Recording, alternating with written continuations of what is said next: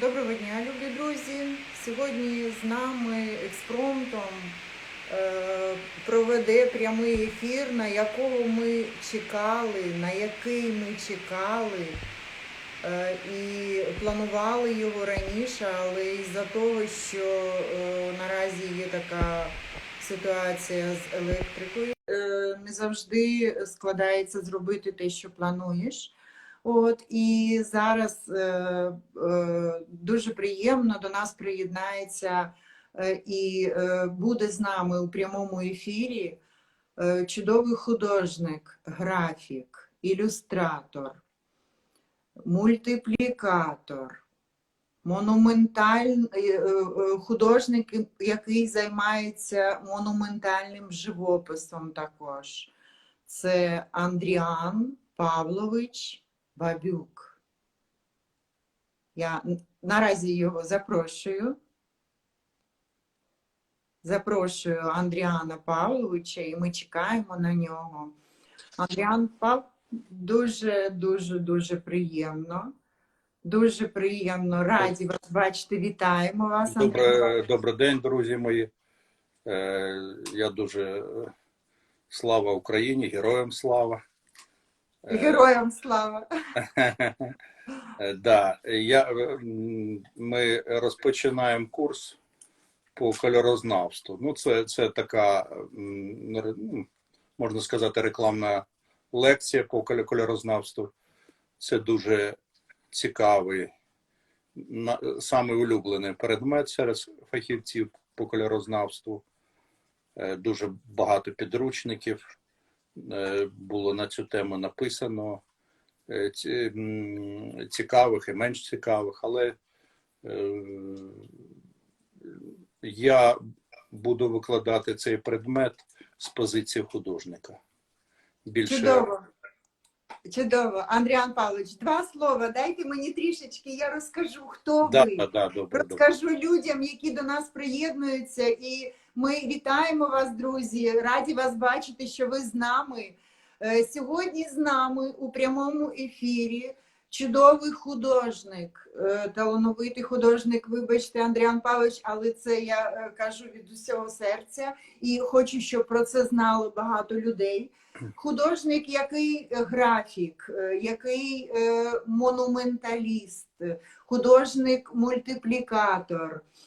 Андріан Павлович робить роботи різними матеріалами.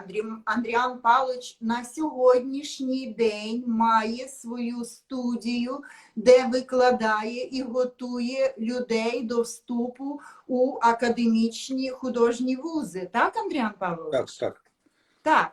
І ваша майстерня знаходиться десь, не буду казати. Біля Офісу Президента, але зараз там трішечки заблоковано. Ну, я зараз у себе вдома зробив своєрідне ателє, тут майстерню таку з освітленням. Так що зараз я викладаю в художній школі в першій на Севастопольській. Там я викладав кольорознавство 8 років у Поплавську. Дуже зібрано було багато університетів на дизайнерському факультеті, і там дуже багато було зібрано матеріалу, цікавих розробок було, дуже цікаво було працювати зі студентами. І відкрив для себе дуже багато нового. Знаєте, коли дуже активно викладаєш, особливо коли багато талантливих дітей, вони відкривають нові горизонти, цікаві знаходки, колористичні. Це дуже творчий процес взаємний. Це дуже цікаво. В кожній роботі, якщо підходити творчо, то буде цікаво. Єдине, що треба любити. Якщо ти викладач, треба любити дітей, яким ти викладаєш, любити свою справу, любити живопис, любити теорія. Я звернув увагу, що художники взагалі, ну, у нас дуже гарні художники, багато цікавих, інтересних художників, але до питань теорії дуже поверхове відношення. Ну, можливо, є люди, які вміють донести до учнів, да, теорію, а є люди, які чудово малюють, але от саме донести теорію насправді дуже, ну, якби складно для них. Тобто в них немає в цьому таланту, а у вас він є. Вибачте, справа не в цьому. У них немає навіть зацікавленості до теорії. Ага. Розумієте, я зараз викладаю теорію композиції, розробив схеми композиційні. Багато в кольорознавстві я розробляю такий феномен, як рефлекс у живопису. Ну, опора головна, я навіть не на Ітана опираюсь, я опираюсь на щоденник Делакруа. Геніального романтика.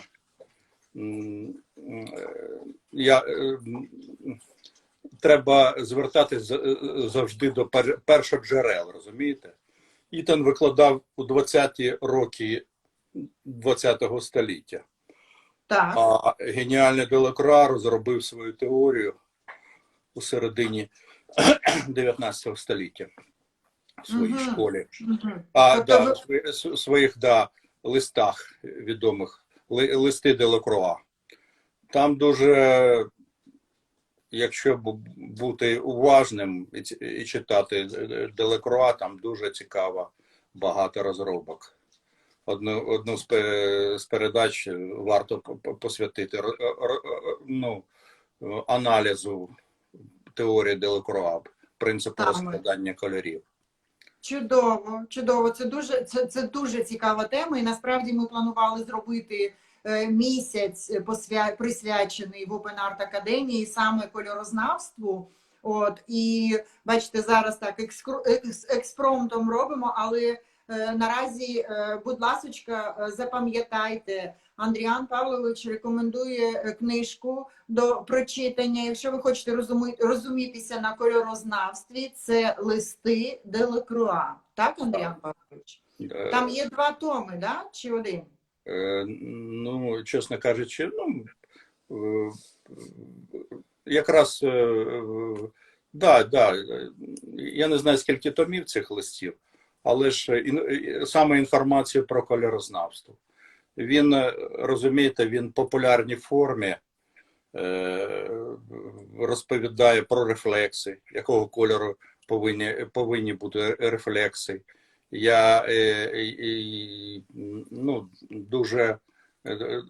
Дуже цікаво пише. Можна сказати, що ці листи – це популярна література. Ну, підйому французького живопису був, який Ренесанс у кінці 19 століття. Да? Скільки імпресіоністів, Клод Моне, Едуард Моне, Делакруа, і всі Ренуар, і всі опирались саме на теорію Делакруа. Це була справжня. Потім прийшли постімпресіоністи. І, до речі, постімпресіоністи зробили навіть більше, пішли. Були ще дивізіоністи, були пуантилісти. От коли я у університеті Поплавського викладав кольорознавство, я саме давав завдання студентам на пуантилізм, на принцип розкладання кольору. Ми вивчали, розумієте, прикладне кольорознавство. Прикладне в тому розумінні, що воно прикладається до конкретного живопису. От, наприклад, я літом з другом, зі своїм відомим художником Богданом Буряком, ми малювали моделі на пленері. Тіло на пленері. І я звернув увагу, що він дуже талановитий, дуже художник, гарно малює, ідеально. Але от що таке теорія рефлексів. От без рефлексів Делекруа написати, підняти це завдання практично неможливо, розумієте? А для молодих художників буде, я думаю, що цікавий мій особистий опит і творчий, і теоретичний. У мене таке щасливе поєднання одного з іншим. Поєднання творчої основи і теоретичної. Знаєте, я навіть буває у творчості, коли на якомусь етапі застрягнеш, не знаєш, як далі писати. Так, то я згадую, що Адріан Павлович, як викладач, казав каже своїм учням. І починає слухати викладача Адріана Павловича. Мені якби дві людини. Викладач і художник. І я не знаю, хто з них розумніший. І зразу получається, вирішується питання. Тільки я згадую, що я кажу своїм учням, і починаю це робити. Тому я сторонник, знаєте, є в кольорознавстві теорія, символіка кольору, така специфічна така. Я дуже не люблю теми символіку кольору. Я вважаю, що для художників краще, наприклад, принцип розкладання кольорів. От конкретно вправо на принцип розкладання кольорів. Так. Бачите, як цікаво. Розкажіть про це, Андріан Павлович, будь ласка. Це дуже... Трішечки вліво, бо так, отак, да. Якось на Петровці я бачив підручник японський. Там був каталог тільки кольорів, ніякого тексту. І я досі жалію, що я не купив цей підручник, розумієте? Гарне таке поєднання. Справа в тому, що у кожному, якщо ти хочеш, щоб був живопис, у кожному клаптику повинен бути цей принцип розкладання кольорів. Так. У кожному фрагменті повинно бути три відтінки кольору. Може бути головний, два теплих, один холодний.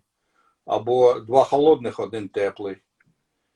В залежності від того, холодна чи тепла гамма. От чим повинні художники займатися, розумієте? Чудово. Да. І тому, бачите, от результат.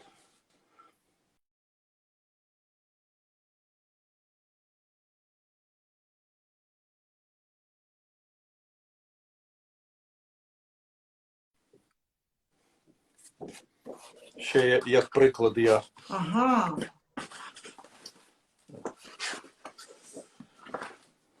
Принцип розкладання кольору, наприклад.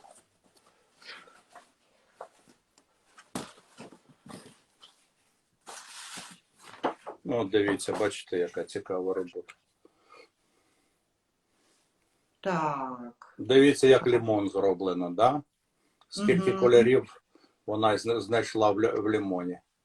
Така мозаїка своєрідна. Чудово. А чия це робота, Андріан Павлович? Вимкнули світло. Вимкнули світло, да? Вимкнули світло, Да, так. О. Добре. А інтернет ще є. А інтернет є, я вас чую. Так, я вас чую. Зараз ми приєднаємо лампу.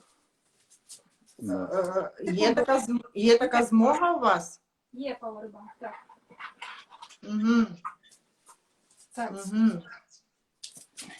Дякую, Світлана, що ви допомагаєте нам донести нашим студентам таку чудову лекцію. Насправді, сьогодні у нас лекція про кольорознавство з Андріаном Павловичем Бабюком. Це художник-графік. Чудово. Є. Молодці. Є світло. От, і вітаємо вас ще раз, Андріан Павлович. Дякуємо, що, що згодилися на ефіри в таких умовах. Ви з нами, ви з студентами Open Art Академії. І я хочу, друзі, ще раз вам сказати, у нас сьогодні тема кольорознавство. Кольорознавство в живописі. І з нами сьогодні Андріан Павлович Бабюк, художник, викладач Андріан Павлович Бабюк. Андріан Павлович, от за вами був там круг, да? Кольоровий круг, да. Да, щоб ви трішечки от розказали про нього, да, про цей круг, от, і донесли нашим слухачам, бо я бачу, що не всі з ним навіть знайомі. Так, і якось був такий момент, коли ми їхали з Андріаном Павловичем з пленеру, і ми всі сиділи в одному купе, всі художники, і всі відкрив рота, слухали, ну так образно відкрив рота, слухали Андріана Павловича. Я навіть сиділа, конспектувала, тому що поряд з Андріаном Павловичем дуже багато знань. І Андріан Павлович нам розповідає. Тому я закриваю рота і слухаю вас. Андріан Павлович, розкажіть нам, будь ласка, про коло Ітена, чи коло кольорове, кольорознавства. Так. Да. Ну, бачите, тут кольорове коло. Тут половина теплих, половина холодних кольорів. Вище, да? Так. Да. Це кольорова розтяжка від теплих до холодних. Це кольорові відтінки. Да. Що можна сказати? Ну, про... Я не чую. Да, я вас чую. Що можна сказати про кольорове коле? Так. Є, перше, контрастні кольорові відношення. Контрастні кольорові відношення – це отак по діагоналі. Один проти одного. Да, один проти одного. Контрастні кольорові. Є середньо контрастні кольорові відношення. Наприклад, помаранчевий, бусковий – це середньоконтрастний. Я, наприклад, у своєму особистому досвіді люблю більше середньоконтрастні кольорові відношення. Вони менш затаскані. Наприклад, є нюансні кольорові відношення. Це найближчі. Є контраст і є нюанс. Нюанс – це мінімальна кількість контрасту. Найближчі кольори по кольоровому колу. От, наприклад, жовтий помаранчевий це нюансні відносини. Помаранчевий і червоний це також нюанс. Наприклад, жовтий бусковий це контрастне відношення. Жовтий, помаранчевий і бусковий це середнє контрастне відношення. І в залежності від цього ми будуємо свою кольорову палітру. Да. Я трошки зачепив велику тему принцип розкладання кольору. Так. По не менш великому Делакруа. Так от, Делакруа по принцип розкладання кольору це, наприклад, якщо є основні кольори, к основним кольорам відносяться жовтий, червоний і синій, да? Трикутник, жовтий, червоний і синій. Трикутник кольоровий. Потім состав, як сказати, Кажіть по-російськи, ми переведемо, нічого. составні кольори. Да. Поєднані кольори, да? Поєднані, мабуть, що так. Да, мабуть, поєднані кольори. Поєднані кольори це зелений, наприклад, бусковий кольор, помаранчевий, бо вони помаранчевий, жовтого і червоного кольору. Так, так що таке принцип розкладання кольору? Наприклад, нам треба написати червоний кольор. Ми беремо нюансні відношення, тобто поєднання, які сусіди біля червоного кольору. Жовтий з одного боку, а помаранчевий з одного боку, а з іншого бусковий це кольор. Оце і пишемо червоний кольор через помаранчевий і через бусковий, розумієте? Ага. Це і є принцип розкладання кольору. Не фарбуємо червоною фарбою примітивно. Чи особливо, що стосується зеленого кольору. Зелений кольор, от, ми пишемо через жовтий і через синій кольор, розумієте? Це і є принцип розкладання кольору, який потім застосували в такій мірі імпресіоністи. Ага. Клод Моне, наприклад. Це дуже цікаво. У всьому треба звертатися до першого джерела. А перше джерело – це навіть не Ітон, а Ежен Делакруа, друзі мої. Бо він навік раніше і після листів геніальних Делакруа з'явилися імпресіоністи, постімпресіоністи, такий розквіт французького мистецтва і взагалі всесвітнього мистецтва. Я зачепив цю тему, що художники, багато у нас гарних художників, пленеристів, талановитих, але мало хто любить теорію. От виключення, у мене є дуже чудовий друг Цезарій Ганушкевич. Це єдина людина, яка чудовий художник також. Да, читала все те по теорії живопису, що читав і я, розумієте? Я відкриваю рота, і він це читав, розумієте? Єдиний серед художників. Більш ніхто. Ну, чому так? Тому що не люблять теорію.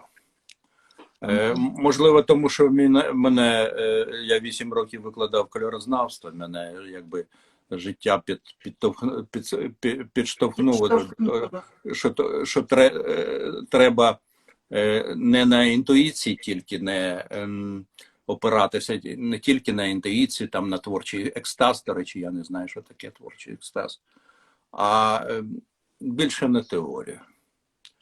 Ну, це понятно, що творчість, що творчість це емоційний процес, але ж все ж таки теорія також має значення. От яскравий приклад, наприклад, як писати рефлекси. От, наприклад, у листах Делакруа геніальних є такий фрагмент, що якщо тінь бускова, фіолетова, то рефлекс буде помаранчевий. А якщо тінь синя, рефлекс буде зелений. Розумієте? Це геніальний научний винахід у живописі, розумієте? І такі, що цікаво, в повній мірі це розробляти почали постімпресіоністи, такі як Поль Сезанн, Поль Сезанн, Ван Гог. До речі, я люблю більше постімпресіоністів. Поль Гоген, використовувати яскраві рефлекси. Ну от, про що я буду розповідати, я буду, можна назвати цей курс прикладне кольорознавство. Чудово, чудово. Я знаю, що це буде дуже-дуже цікавий курс. На сьогоднішній день в Open Art Academy Андріан Бабюк надав дуже цікавий курс, який дуже ємкий курс. І він підходить як і для починаючих художників, для початківців, так і для художників, які вже практикують, які вже малюють і які мають досвід. Цей курс називається «Основи композиції», де от я зараз не пам'ятаю, там 14 чи 18 уроків Андріан Павлович розповідає і доносить до нашої уваги дуже багато цікавих моментів. І після курсу «Основи композиції» ви не будете задумуватися, що треба малювати. Знає ці основи, які передає Андріан Павлович, ви будете розуміти, як приступати до картини. Андріан Павлович, розкажіть ще пару слів про композицію, так? Да, про композицію. І ще одну хвилиночку. Друзі, якщо у вас є якесь питання, ви, будь ласка, якщо ви хочете задати якесь запитання до Андріана Павловича, ви можете написати, і Андріан Павлович, ви маєте змогу наразі почути відповідь, яка вас цікавить. Тому чекаємо ваші запитання. Андріан Павлович, вам я вибачаюсь, трошки скажу про композицію. Буде у нас ще курс композиції. Ні? Буде, да. Це цікава дуже тема, бо я розробив композиційні схеми. Це дуже цікава річ, це унікальна річ. Я взагалі вважаю, що це наукове відкриття з мого боку, бо я вже практикую активно в художній школі, якій я викладаю, даю своїм учням цю композиційну схему. Ця схема дозволяє, от сьогодні у мене був професійний художник Богдан Буряк, і ми розробляли композиційну схему великої картини, багатометрової, розумієте? І все по точкам я розповідав, де що, як по нотам, знаєте, як кукловод, знаєте, ці мотузки і вузлики. Практично вона це унікальна. Я з таким завзяттям її розробляю, цю схему. Мені так цікаво. Вона дозволяє аналізувати творчість великих майстрів, наприклад, Рубенса, геніальний розробник композиційних схем, або Вермеер Дельський. Ну, коротше, найкращі, саме геніальні майстри, вони розробляли композиційні схеми. А більш посередні художники, вони забули про ці схеми. І тому... До речі, на курсі «Основи композиції» там також є відеоурок, де ви розробляєте, не розробляєте, а досліджуєте Рубенса, так? Чи Так. Рубенс – це взагалі феномен. Розумієте, у Рубенса була ціла фабрика по написанню картин. Йому насипали золотом на метраж полотен. Тому він тримав дуже велику майстерню фламандських майстрів, в яку входили такі відомі майстри, як Ван Дейк, як Ярданс, геніальні учні Рубенса. І ця схема, у нього дуже складна космічна схема. У нього навіть, у мене вона тільки з прямих ліній, а у нього і спіральні є ритми. Там взагалі, якщо для чого вона була потрібна? Маестро робив великі ескізи. А потім Великі приносив в картини, майстерню, да, наносилась ця схема, на великий холст переносилася завдяки цій схемі, цим вузлам. А писали його учні, а потім маестро, як шеф-повар, проходив і там акценти клав де треба і дописував. Розумієте? І так, потім Ежен Делакруа, той самий, який винайшов цей принцип розкладання кольорів. До речі, я недавно до мене дійшла цікава інформація, що у Ежена Делакруа була модульна сітка. Ну, питання, у кого взяв Ежен Делакруа модульну сітку? Зрозуміло, що у Рубенса, у великого. А Рубенс взяв у кого цю систему складну? У Тіціана. Бо він в молодому віці поїхав до Італії, там вивчав, копіював картини Тіціана в в натуральному розмірі. Да. Мистецтво – це ланцюг. І знання переходять від учителя до учня.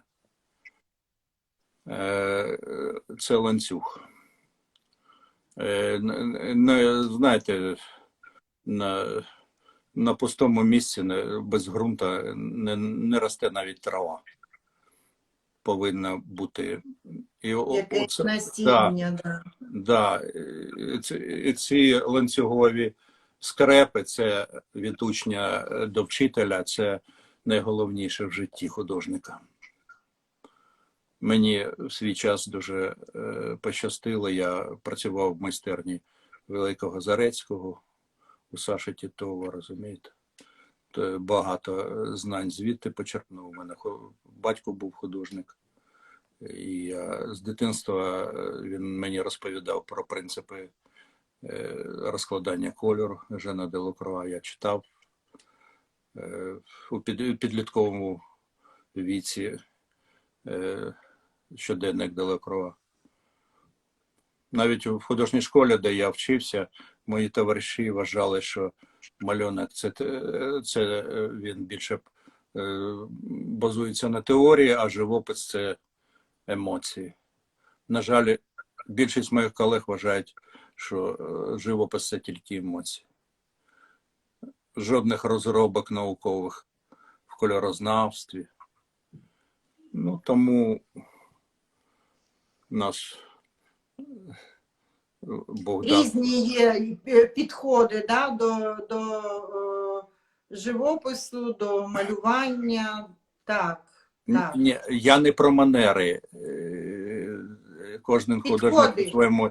Я про наукову дослідницьку роботу в галузі кольорознавства, в мистецтві, розумієте? От про що. Цим займається буквально мій друг Цезарій. Буквально 1, 2, 3, 4 художники на всю Україну цим займаються серйозно. Знають, що таке, шукають різні оригінальні кольорові сполучення, займаються пошуками в галузі кольорознавства. Так. І, на жаль, ще менше пошуками займаються в композиції. На жаль, ще менше. Андріан Павлович,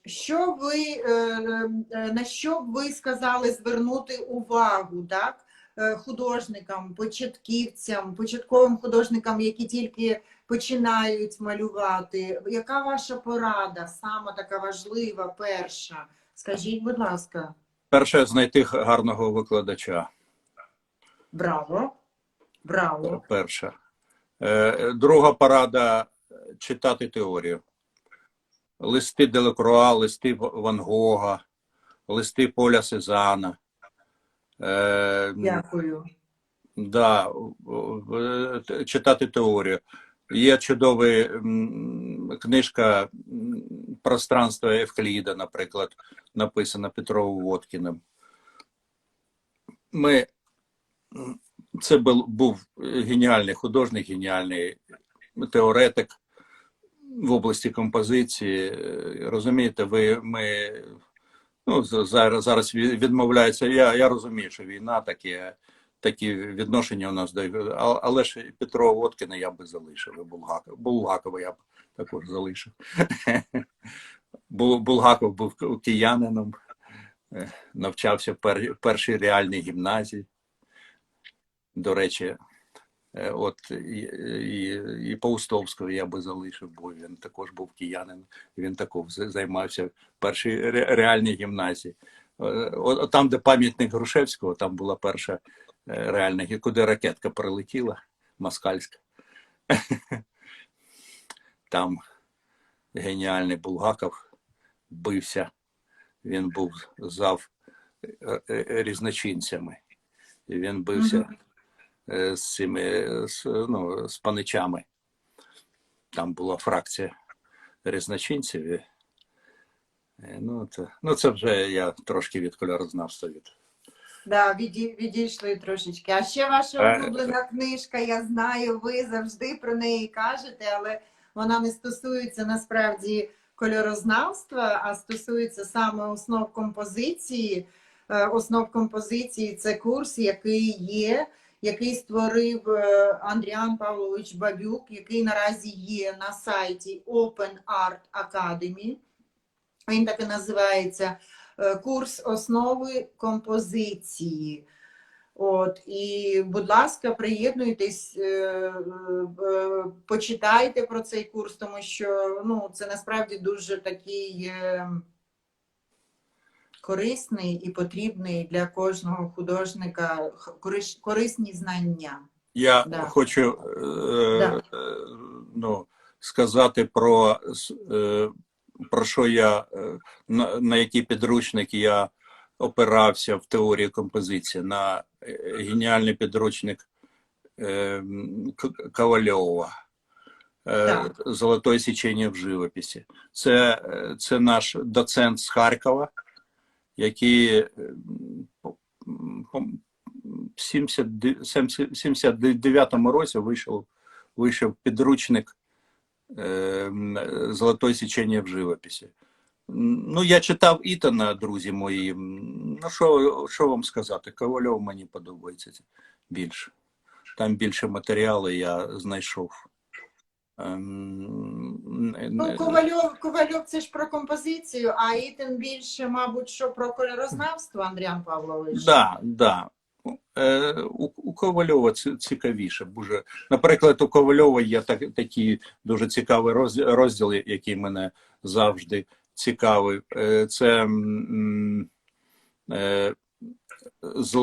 пропорція тону білої, сірої і чорної плями в композиції за законами золотого перетину. Уявляєте, яка цікава тема. Це взагалі космічна тема. Кожен серйозний майстер вивчає. Єдиний у художників, від кого я про це чув, це знову від Цезарія Ганушкевича. Я це чув, розумієте? Це так здорово, коли поряд з вами є люди, ви з ними можете розмовляти на любі теми. Зараз хвилинку я загубила думку, тому що побачила, що в нас є запитання від Катерини. Ми робили круг Шугаєва і Ітена. У нас була окрема дисципліна на художньому, графічному кольорознавстві, і ми замішували з чорним і білим кольорами. Широкий круг. Цікаво. Вибачте. Повторіть назву, просять. Назву саме чого? Книжки, Андріан Павлович, скажіть ще раз, це Делакруа записки? Листи Делакруа, письма Делакруа. Так. І «Золотое сечение в живописі» Ковальова. Чудово. Почули. Да. Чудово. А поєднання тональної розтяжки і кольорової це також дуже цікава тема. Це все, розумієте, це кольорове коле, воно поєднане з простором, з моделюванням трьохвимірного простору. Якщо науково підходити до кольорового кола, це дуже цікава тема і дуже глибока тема. Про яку Да, її не висловиш за Да, 30 хвилин. не вичерпати в цій лекції. Дуже цікава тема. Дійсно є поєднання, тональне і кольорове поєднання, і чорний колір. Ну, але я порадив би для молодих художників більше від тона до кольору. Більше намагатися виліпити форму кольором.